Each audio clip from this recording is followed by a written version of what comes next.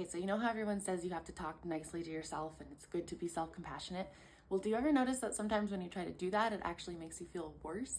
Well, I have this book called the Mindful Self-Compassion Workbook. Highly recommend. They're not paying me or anything, but changed my life.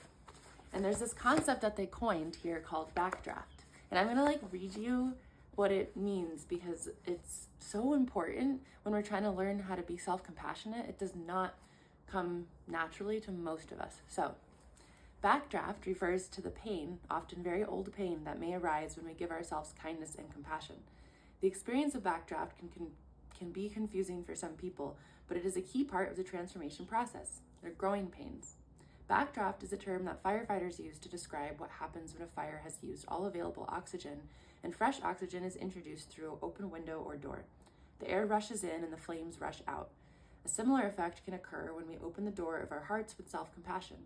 Most of our hearts are hot with suffering accumulated over a lifetime. To function in our lives, we have needed to shut out stressful or painful experiences to protect ourselves. This means that when we open the door of our hearts and the fresh air of self-compassion flows in, old pain and fear is likely to come out. That's backdraft.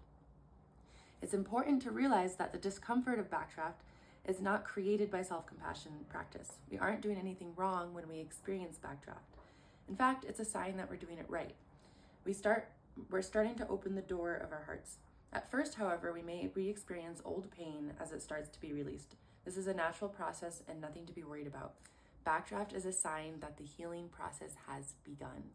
And their recommendation is that when you notice backdraft happening, so there's some extra emotional pain, feelings of shame, grief, fear, sadness, feeling like you're all alone or you're a failure, that you don't need to continue the self-compassion practice. You can take a break and focus on some grounding exercises, feeling the soles of your feet, taking some diaphragmatic breaths, distracting yourself with another activity, because we don't have to be self-compassionate all day long, every day.